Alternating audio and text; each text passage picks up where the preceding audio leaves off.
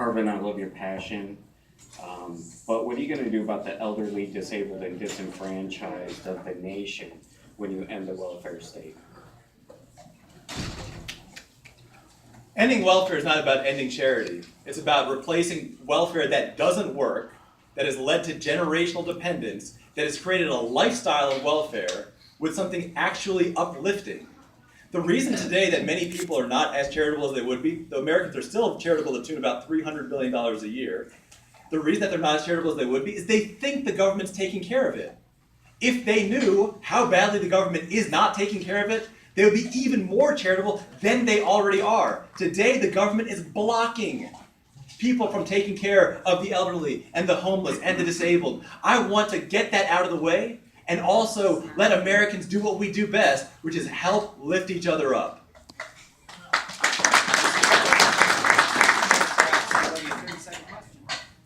My question is for Vermin Supreme. Mr. Supreme, if the government's boot is on your head, does it matter if it's a left or a right boot? Well done. Boots on the head, hooves on the ground. These are the solutions that America needs to bring us into the 23rd century. Thank you.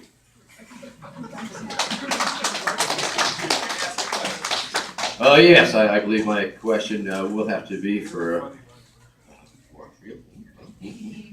And once again, of course, I believe that most people who are here know that you have a very controversial tenure at the ONC, and created quite a stir here and there, saying some things that were a little impolitic, shall I say. And so my question for you, sir, is simply 3 words. What the fuck? This actually shows how much LP culture has changed since 2008. In 2008, Dr. Ruhr was in Time magazine talking about why she opposed laws on child porn.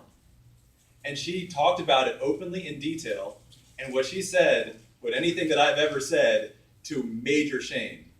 The fact is we've become a party where we think it's not just okay but necessary to go around worshiping the military, worshiping government schools, and I don't hold to that. I don't think that being in the military is good. I don't think that government schools are anything other than welfare for the middle class.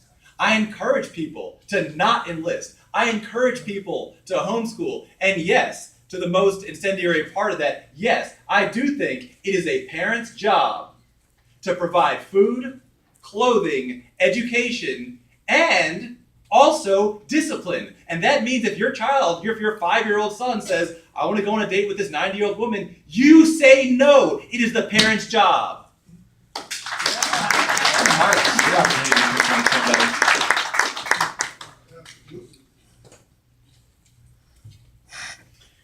Vermin Supreme. Yes, sir. I've noticed your pony economics, and there are some real economic basis in what you're talking about. It shows that there's an economic intellect there. Could you possibly explain how you would deal with the economic state of the United States on a more serious note? Thank you.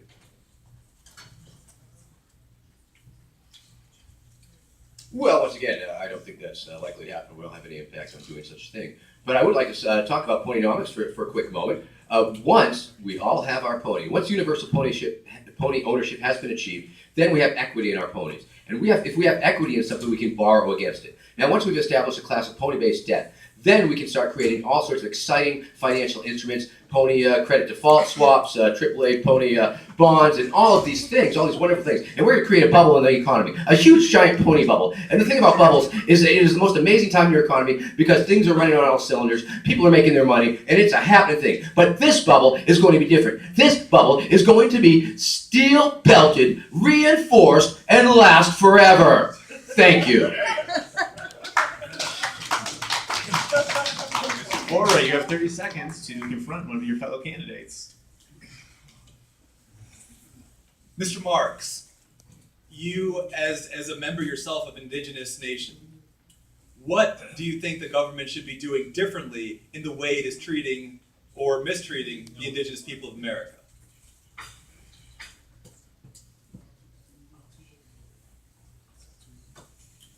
American Indian Affairs is a very important thing to me as an Indigenous individual, and this is actually where I'm gonna kind of have to agree with you, Arvin.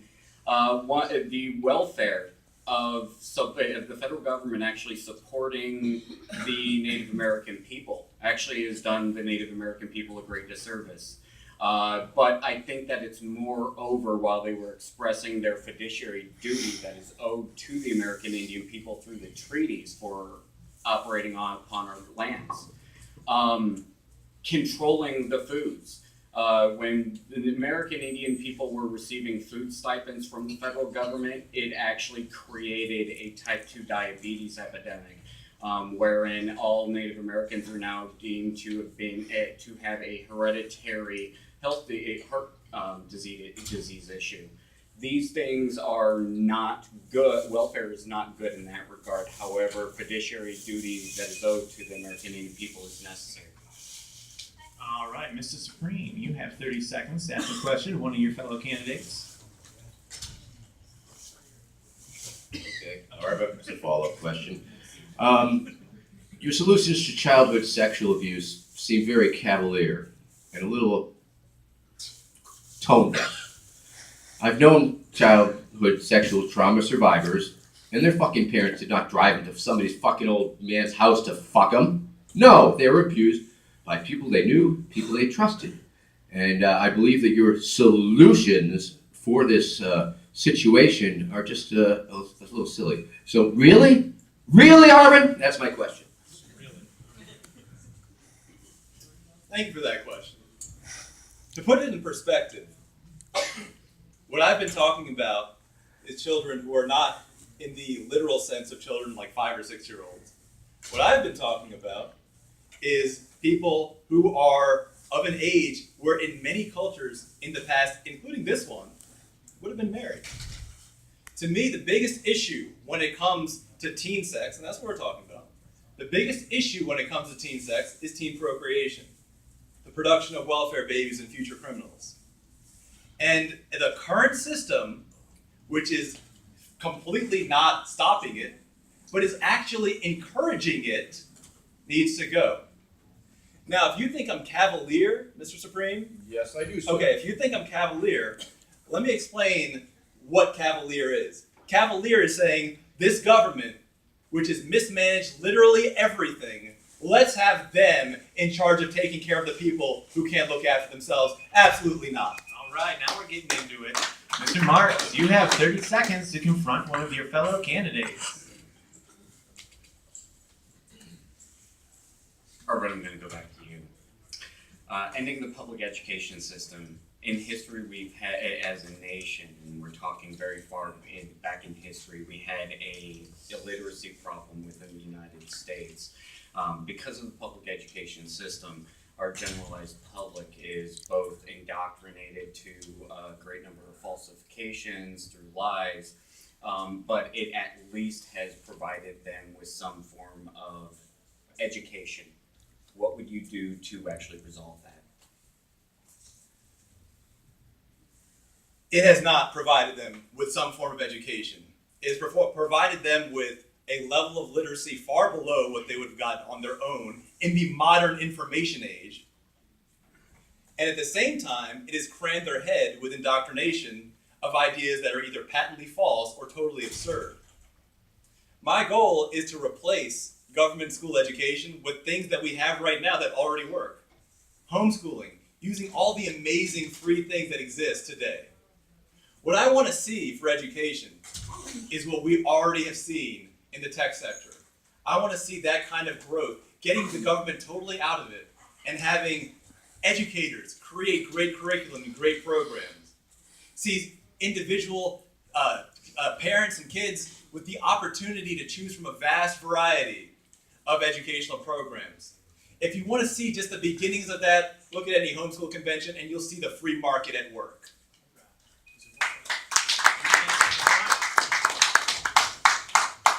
My question is for Mr. Supreme. Vermin Supreme, do you believe that the state, or that families, or culture, or something else should determine the age of consent?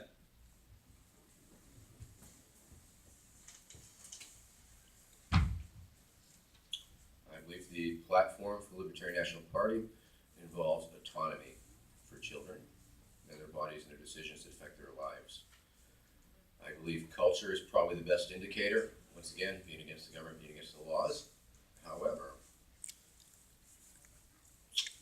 something must be done. Now, is it through education? Is it through forming vigilante community committees? Or something more? There are many problems that affect our communities.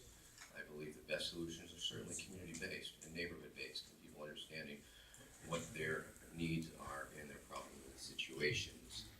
As far as the age of consent, yeah, let's be a little realistic, of course. I mean, if it's somebody a few years age difference in the teenagers, there's a lot of experimentation going on in there, and like that. We have to be realistic, yes, but I don't think we should encourage such behavior. All right, don't go anywhere yet. It's your chance to get somebody. Mr. Marks, what are you going to name your pony?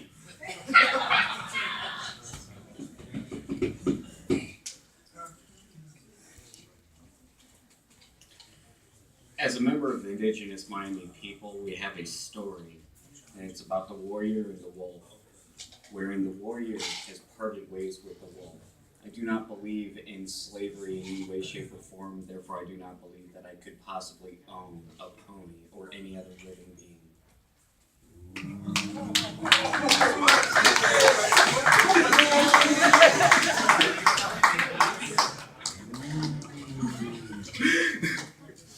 Pull me back. Pull me back, Arvin. Pull me back. Mr. Supreme. Yes, sir. What actual preparation have you taken to deal with this impending zombie apocalypse that you keep warning the general public through your fear-mongering tactics? Yeah.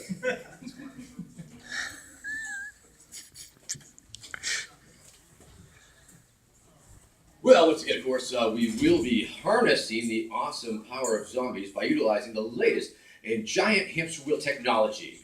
And by dangling those brains in front of them, they will essentially create perpetual motion machines of green, clean, renewable energy, bringing America into the 23rd century. No, zombies are nothing to fear because we have the proper capture equipment online right now. Zombies on the lawn. Dum dum dum dum dum. Zombies on the lawn. Dum dum dum dum dum. Go on, go on, go on and try and bite me, zombie. I am not afraid because I'm wearing a Kevlar suit that I made. People have brains. That's why zombies like them. People have... Okay, thank you. That seems like longer than a minute, but it really wasn't. It was not. Mr. Vohra, we got a couple more rounds of the confrontation round. Mr. Marks, do you support the existence of public schools or government schools?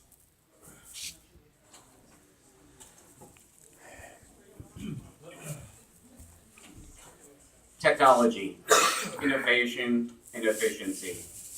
So while you have a great idea about removing the public education system, I think that we could very easily use technology and innovation to resolve that. We could very simply make a day-by-day education plan and post it up on a government site and make it to where it's more easily accessible for parents to homeschool their children. Then this would end up cutting down the overall tax burden to a great many of the people. So there is a solution that could actually work between our two agendas. But to just stop it and leave it in the hands of private schools, I don't think that that's the solution. We have too much of an economic issue in this United States. All right. right, we've got one more round of confrontation questions, starting with Mr. Supreme.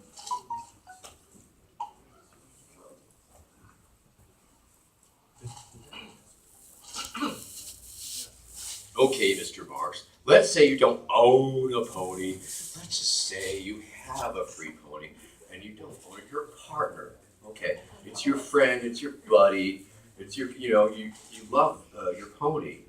Now, I'm not saying you own it. I'm not saying you're its master or anything of the sort. I just want to know what you're going to name it. Refer to it as.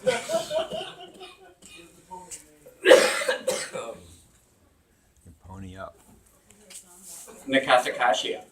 It is the traditional Miami word for horse in Miami. So yeah, just as my child's been given a name, a traditional Miami name, I probably call the horse a horse. Woo! Yeah, baby! It's time for your last confrontation question. Mr. Supreme, Yes, sir. I'm gonna actually put you on the spot on this one. Where the hell are you getting these brains from? Oh, yeah, about that. Don't worry about that. Don't worry. I got it covered. Thank you. All right, Mr. Vohra, Last confrontation question. this question is going to be for Mr. Supreme. Yes, sir. Are there any laws that you do support that government laws that you do support?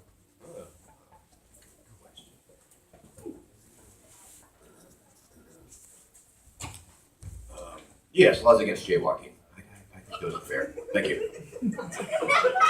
All right, that concludes the question and answer portion of our debate. Following, we'll have 1 minute outros from each of our candidates, starting with Christopher Marks.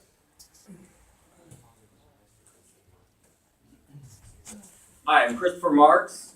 I am running for President of the United States in 2020. I'd like to invite you all to roll up your sleeves and help me get to work on the government. We've got a problem. Let's fix it.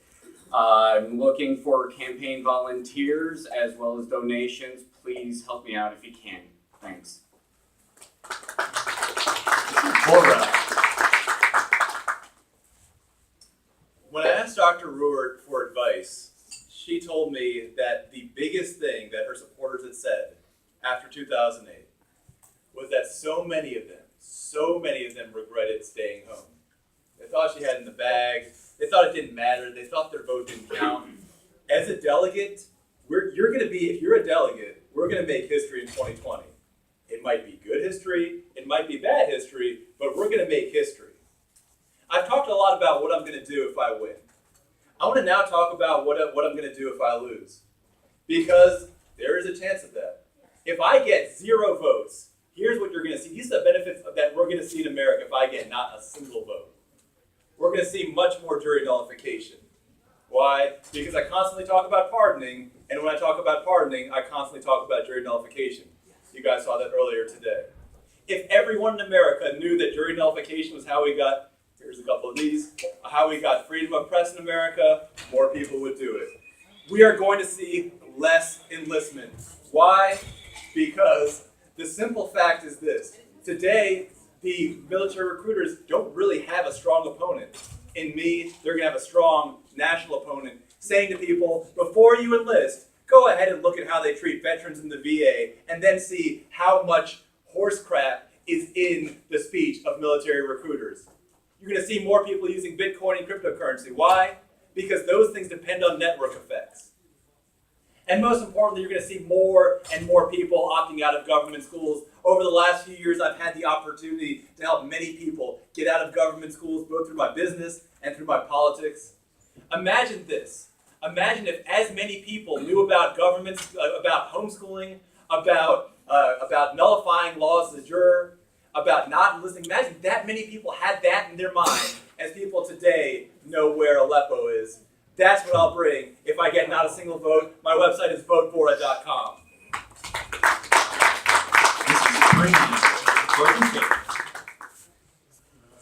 There were harsh political realities when President for Life, Vermin I, took office. During the days of his ascent to the White House, there were over 300 million Americans living within America's previous borders.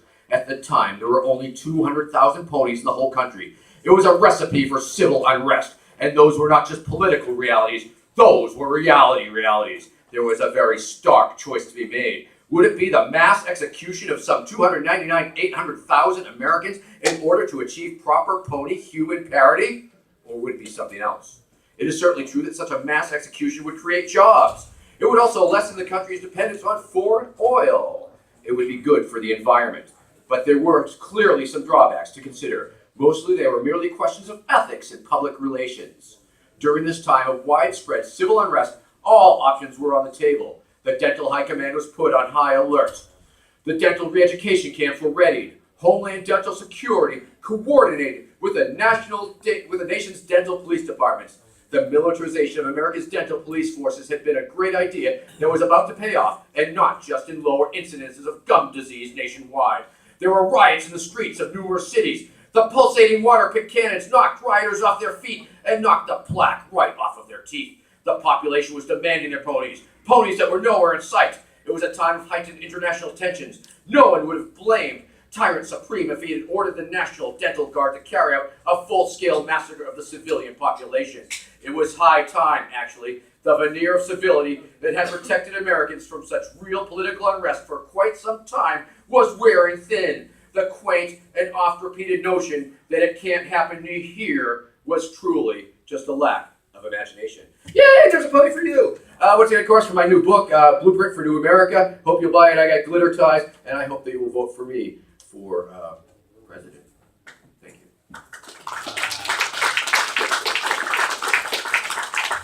All right, well, before we move on to voting for who was the winner, I would like us all to just give a round of applause to all of the candidates and thank them for being here.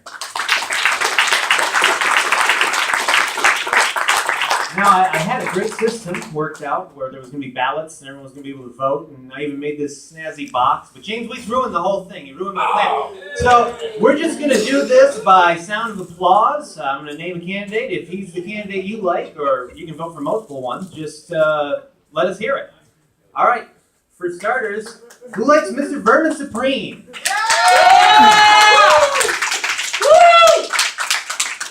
All right, following that up with Mr. Chris Marks. Who likes Mr. Chris Marks? All right, last but not least, we've got Arvin Vohra. Who likes Arvin Vohra?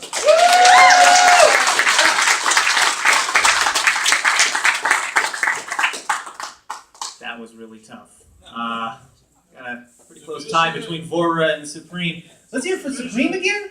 Yeah! And Arvin Vohra. The rule that the winner of today's debate was Mr. Arvin Vohra. Round of applause, everybody.